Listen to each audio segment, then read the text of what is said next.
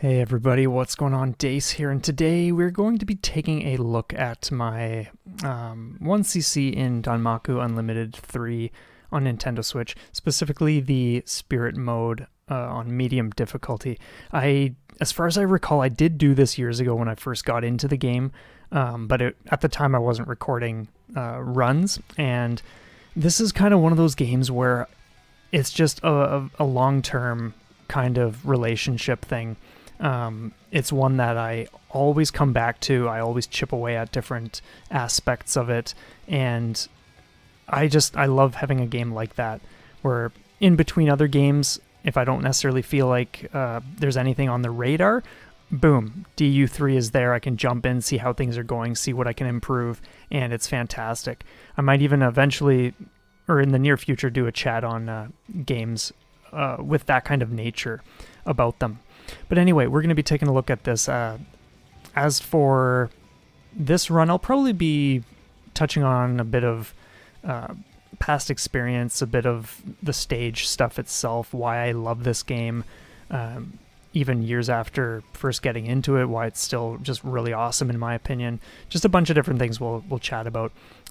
So for those who aren't familiar, in Spirit mode, I think the other mode is called Graze mode, if I'm not mistaken. So in Spirit mode, the way it works, you'll notice that when enemies fire and then I destroy the enemies, their bullets still on screen will turn into those little bluish-green orbs. And when you collect those, they contribute to your meter at the side. If you're not collecting anything, it still goes up gradually, but just much slower. So in Spirit mode, that's how that works. Enemies' bullets will just turn into those things right there.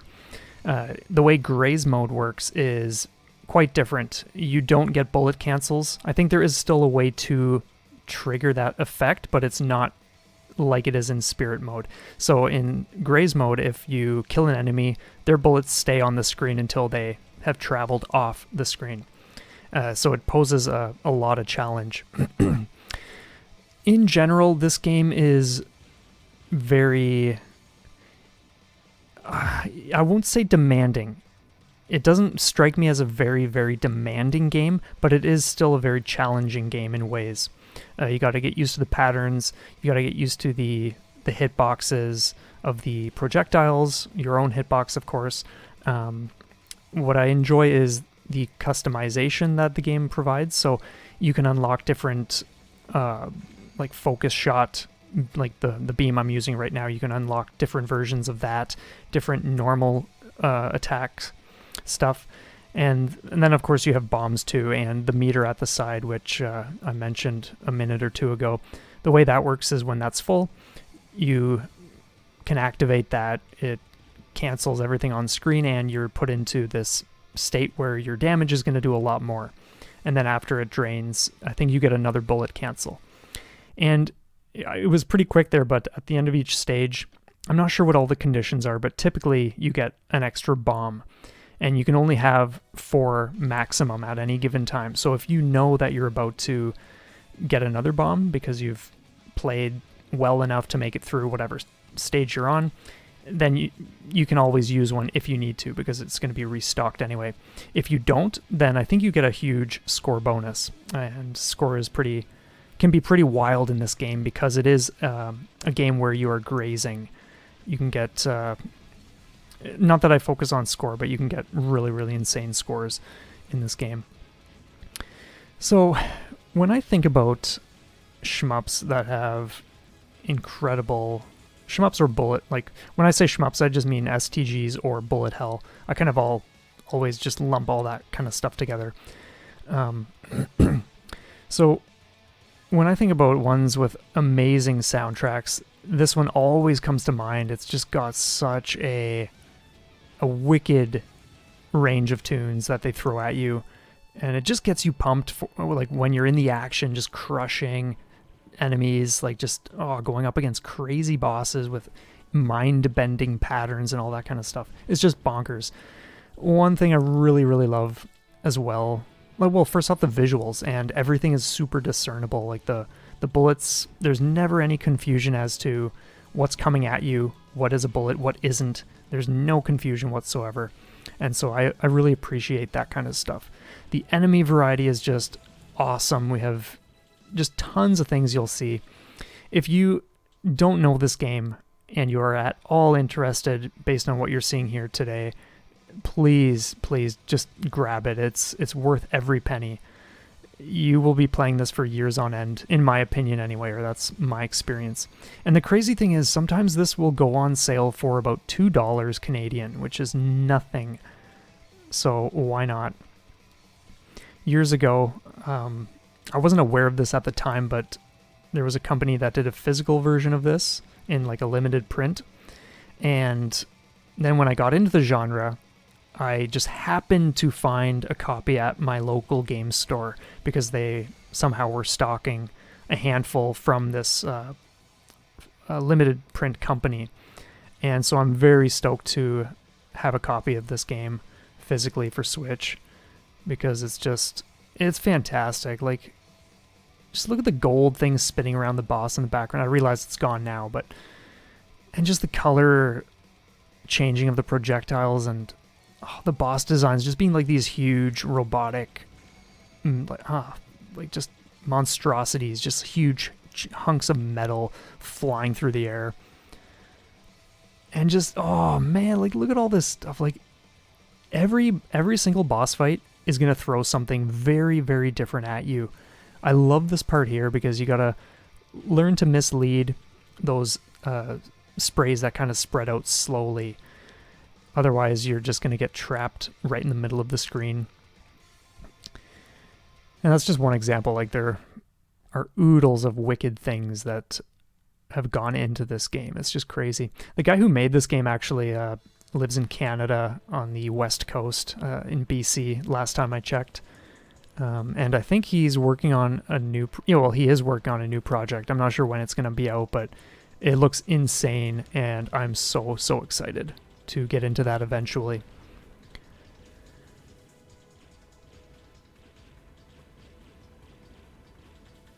But yeah, this is just so cool. And I love those enemies with just like the one big eye, and they come down in groups of 6. Just a lot of really awesome stuff. So I suppose I could talk about the challenge of this game a little bit. From what I can tell, and from what I've researched, I've never come across any sort of way to get extra lives in this game. If there is, and someone knows about that, I would love to hear about it. So when you go in, you have a stock of... Well, actually, let me rewind. I think in the options, you can adjust the amount of lives. But I've never seen anything in the way of getting like an extend during a run or anything like that. But yeah, like I said, if anyone knows of a way there is, then that would be news to me, and that would be amazing. So yeah, you start with your 2, and then I think after your last life, like when you take a hit, you like 0 technically counts as 1, if I'm not mistaken. So the fact that you have essentially 3 lives, and you cannot max out more than 4 bombs per life, and there are only 5 stages. I think there's a TLB, but I've never made it to that. I think you've got to beat the game on Graze mode, and I've never done that because I've dipped into it, but I've never applied myself. I've never really learned, and I know it will be pretty intense. But anyway, long story short, with the limitation of bombs maxing out at 4 and so few lives, it means you really need to learn how to budget your resources. And what's interesting is, even though we have bombs in this game and a trance mode, what I have noticed in my own experience anyway is that I don't use the trance mode necessarily to get me out of situations where I'm about to take a hit. Bombs more so, obviously, because that's kind of the whole point. But normally in games like Dodonpachi, Daifukatsu, or just anything else like Crimson Clover, you'll use your hyper mode, or at least I do, as a bomb, essentially, just to save yourself if you really need to, and if it's at the ready. In this game, you can certainly do that, but what I find with DU3, the way it's set up, it almost feels as though it's more advantageous to use it proactively to speed through specific boss phases that you know are going to be troublesome, or the ones that you struggle with the most, because some of the phases, the health will go down faster than other stages or phases, whether that's a halfway boss during the stage or the actual stage end boss for each level. So that's one thing I'm kind of, even though I have hours and hours of experience with this game, it's one thing I'm still experimenting with, because for those who don't know, this was my second shmup ever, and so I was extraordinarily novice at the time. I had no idea what I was doing. I'm amazed I pulled off some of the things and did as well as I did at that point, to be honest, because of how ruthless this game can be. Because even the easiest mode on Spirit mode will give you enough of a challenge, that is for sure. But yeah, it's just interesting to kind of be sorting out a balance with the resources in this and just applying a different approach than I'm normally used to. And so now that I've cleared this medium mode, I'm on hard mode within Spirit mode, and that is really challenging. I'm definitely learning a lot just from doing a couple runs per night, nothing crazy. Yeah, there we go, max bomb bonus. Pretty hefty sum of points right there. But yeah, like I said, it's great just having this in the works, in the background. I can always come to it. It's just such an incredible game.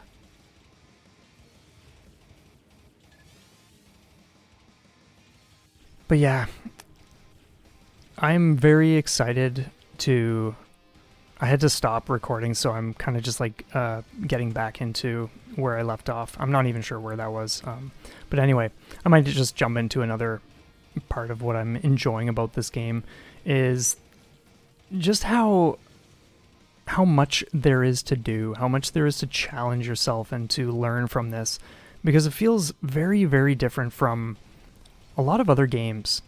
And that's for a variety of reasons. The attack patterns, the projectile speed, the way the different modes work, just everything. Like I said, with the whole balancing resources and using your hyper as a way to kind of just like streamline fights instead of using it as a last resort.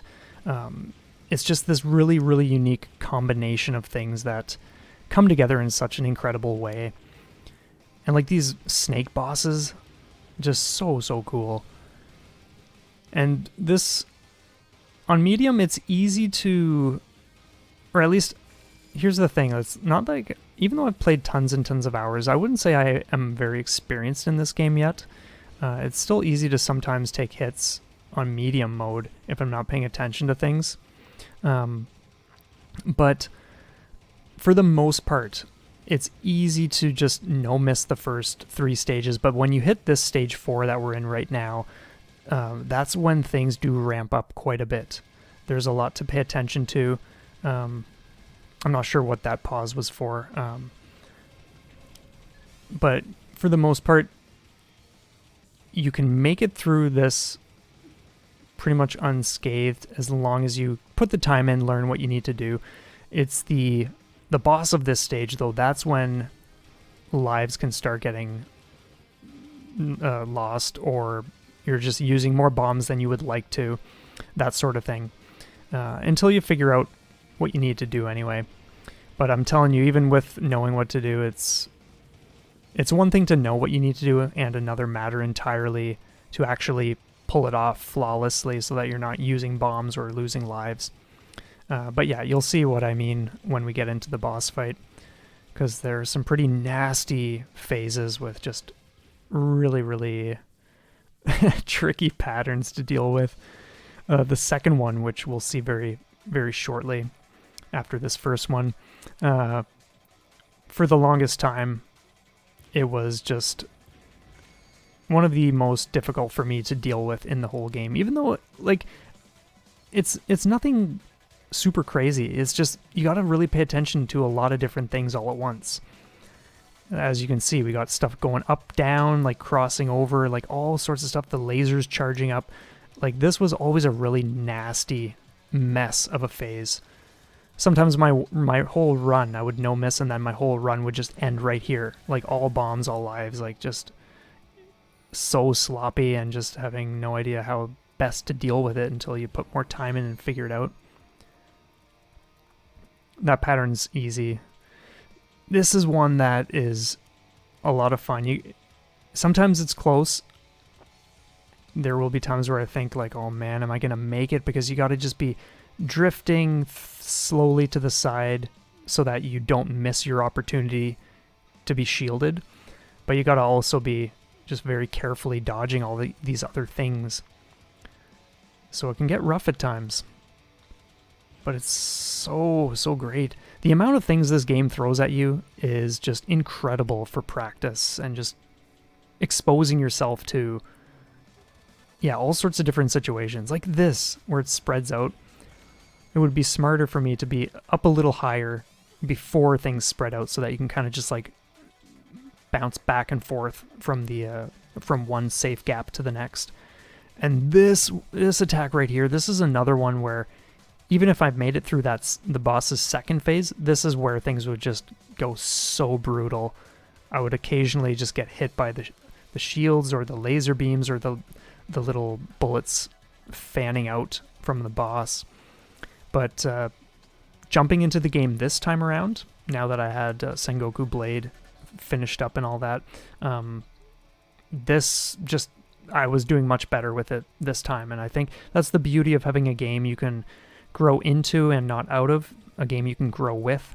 Like you can come back, you can just see where the improvement is, what things you have just really gotten a better handle on, and that fight is definitely one of those things.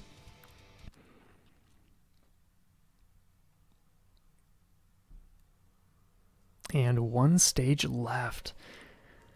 Now this stage throws a lot at the player. And it's so epic.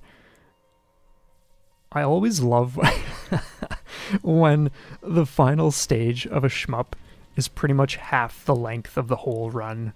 And that's the case here. I think this is probably something close to like a 10-minute stage or something crazy.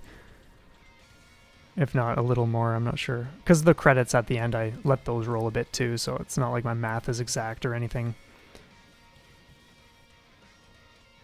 So you can destroy those big laser dudes, but they do take a lot of damage in this level. Usually they'll obviously go down a lot faster if you have your trance activated. But yeah, this is a level I could seriously clean up a lot.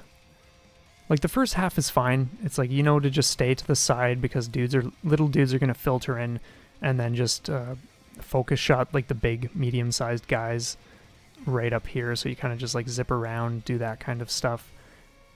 But it's one of those things, like if I jump into Graze mode, this whole level is going to take a completely different approach. Same with every other stage, because you can't rely on bullets just vanishing.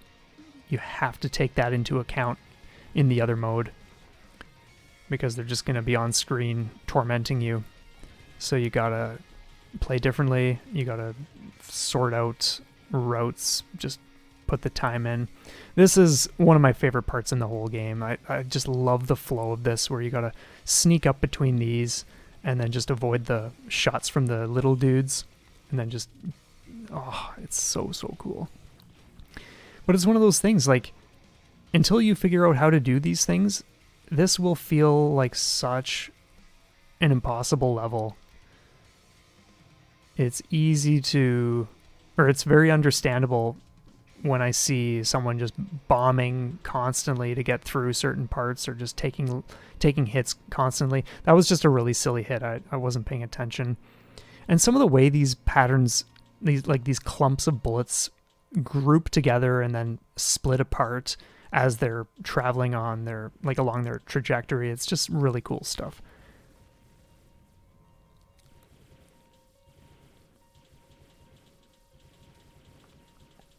And another thing that's cool too is like right now we're seeing an opportunity where you can really stock up on like the little spirit orbs. So that says to me, like, if you need to trigger your trance mode for that halfway boss we just did, then by all means do that. Get through it quickly, because you're given that opportunity to restock a little bit anyway. And I love when there's stuff like that to learn too, just like where and when to do things for a specific advantage. And then this part, oh man, this game is so good. Like, just the fact that like they just sandwich you in with the side, and then one comes down the middle. When I was first getting used to this game, I didn't realize that middle one shows up, and so you, like, a few times you just take a hit out of nowhere because you're just safe in the middle of the screen, and then boom, he's there with his laser too.